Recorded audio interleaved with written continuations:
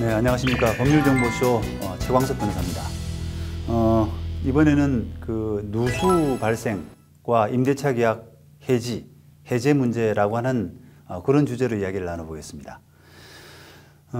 임대차한 집에 이 누수 내지 결로가 발생해서 임대인, 임차인 사이에 분쟁이 발생하는 경우 참 생각보다 많이 있습니다. 집 구조가 좀 문제가 있기 때문인데요. 임차인의 이런 특별한 어떤 생활 습관, 예를 들면 뭐 관리를 잘 못했다든지 하는 그런 생활 습관 때문이 아니라면 이런 누수나 결로 발생은 대체로 임대차 목적물인 건물 구조의 문제 때문인 경우가 많습니다. 자, 그런데도 임대인이 적절한 보수나 조치를 해주지 않는다면 임차인 비용으로 그 비용을 누수나 결로 현상을 제거한 다음에 그 비용을 임대인에게 청구하거나 이로 인해서 발생한 임차인의 손해를 배상받는다라고 하는 부분은 법적으로 큰 문제는 없습니다. 그러니까 비용 들었던 거 하고 내가 손해봤던 거, 가구가 젖었다든지 하는 그런 손해배상 받는 데는 큰 문제가 없습니다. 이것은 당연히 임대인의 의무 위반이 분명하기 때문입니다. 이 관련해서 많이 사용되는 그 민법 규정이 623조인데요. 임대인의 의무라고 하는 제목으로 임대인은 목적물을 임차인에게 인도하고 계약 존속 중 그 사용 수익에 필요한 상태를 유지하게 할 의무를 부담한다라고 규정하고 있습니다. 대법원 판례에서도 이런 부분이 명시되고 있는데요. 이 사건에서는 임차인 갑이 이 가구 전시장으로 임차해서 사용하던 건물 바닥에 결로 현상이 발생하자 임대인 을을 상대로 임대 목적물 하자에 따른 손해배상을 청구한 그런 사안입니다.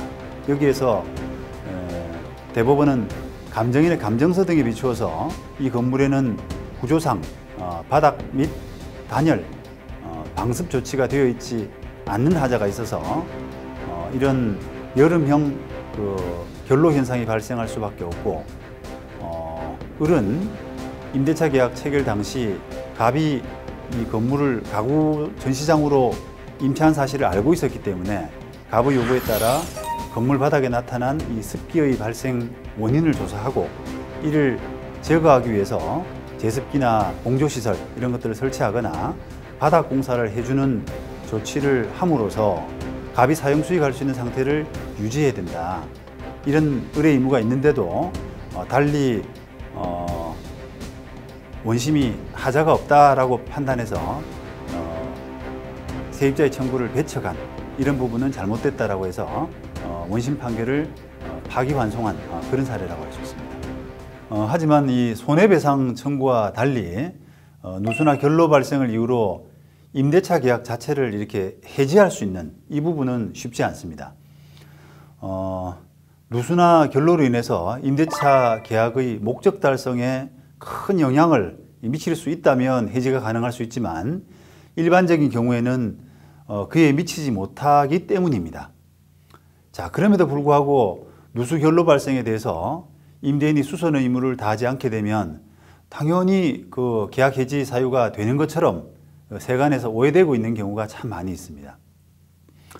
다음 판례에서 보시는 것처럼 민법 544조에 의해서 채무 불이행을 이유로 계약을 해지하려면 당해 채무가 계약의 목적 달성에 있어서 필요 불가결하고 이를 이행하지 아니하면 계약의 목적이 달성되지 아니해서 채권자가 그 계약을 체결하지 아니하였을 것이라고 여겨질 정도의 주된 채무이어야 하고, 그렇지 않는 한 부수적 채무를 불이행한 데에 그치는 경우에는 계약을 해지할 수 없다라고 이렇게 판단하고 있습니다.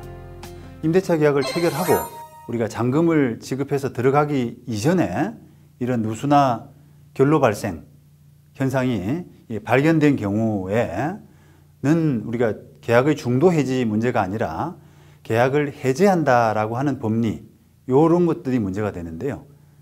그럼 계약 해제의 법리는 어떻게 되느냐라고 하는 부분을 한번 생각해 볼 수가 있습니다.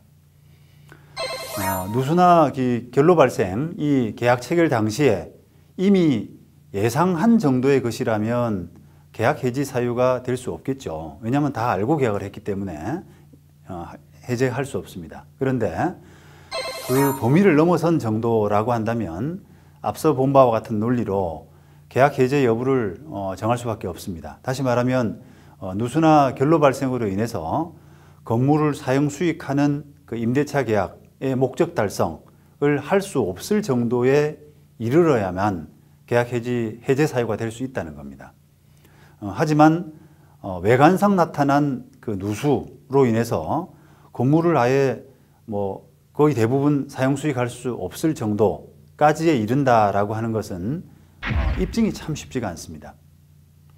따라서 일단 그 계약을 체결하면 이 분쟁 해결이 쉽지가 않기 때문에 나중에 해결하면 되겠지라고 하는 마음으로 일단 계약을 체결하고 하는, 너무 성급하게 하는 그런 그 결정을 해서는 안 된다는 겁니다.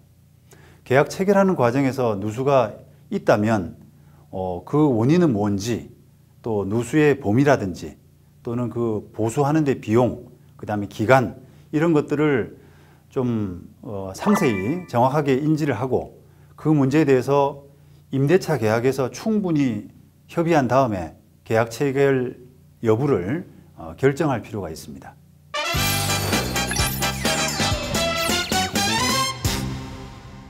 누수 현상과 임대차 계약의 해제라고 하는 오늘 주제의 키포인트는 임대차 목적물에 대해서 발생한 누수 문제는 임차인을 매우 힘들게 하는 문제이지만 이 손해배상을 넘어서 계약을 해지하거나 해제하기 위해서는 임대차 목적물을 사용 수익할 수 없을 정도로 이 누수 문제가 심각한 정도에까지 이르러야만 가능합니다.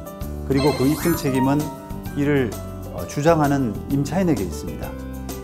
그 때문에 누수가 발생한 건물에 대해서 임대차 계약은 가급적 좀 신중할 필요가 있고 계약 도중의 누수 문제에 대해서는 향후 분쟁을 대비하는 그런 차원에서 누수 사실에 대한 충분한 증거를 확보할 필요가 있습니다.